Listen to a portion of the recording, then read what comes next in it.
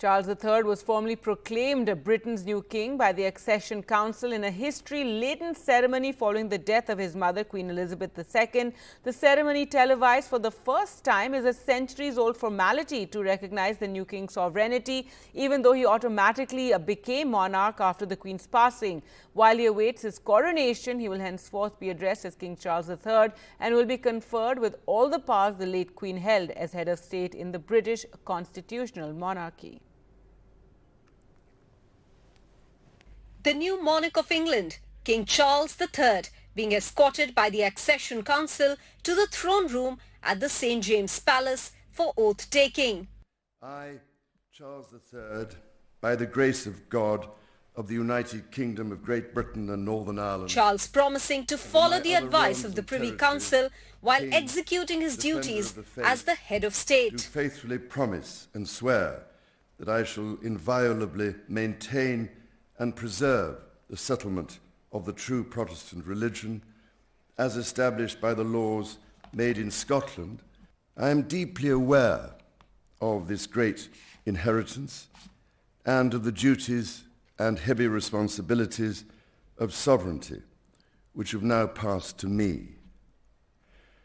In taking up these responsibilities, I shall strive to follow the inspiring example I have been set in upholding constitutional government and to seek the peace, harmony and prosperity of the peoples of these islands and of the Commonwealth realms and territories throughout the world.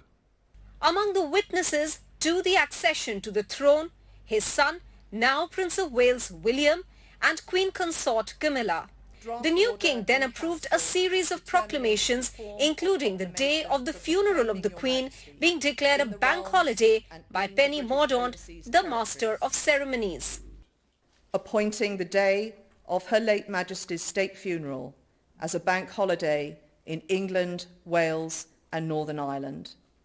This was the second part of the elaborate ceremony, which started at 10 a.m. British Standard Time on Saturday in the picture gallery with the announcement of the death of the Queen.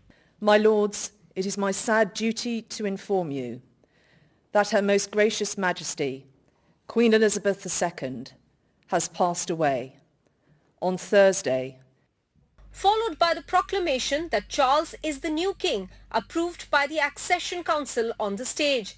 The Privy Council, comprising 200 members, including MPs, former Prime Ministers and members of the clergy, present in the room listening to the announcement.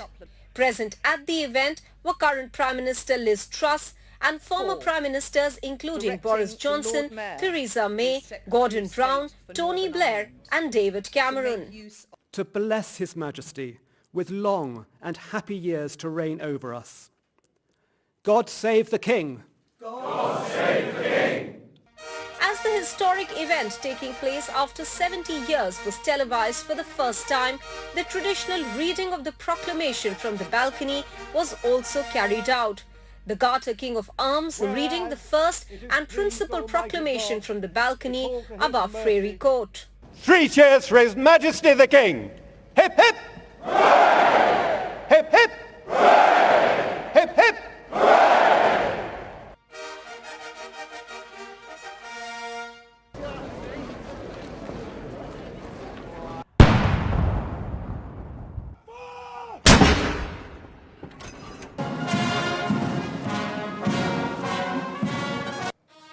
The flags at half-mast were raised briefly as the new king took over, but moved back to the position of state mourning till the funeral of the Queen. With this, the transition has been announced and sealed. The end of an era, the start of a new one. Bureau Report, NDTV.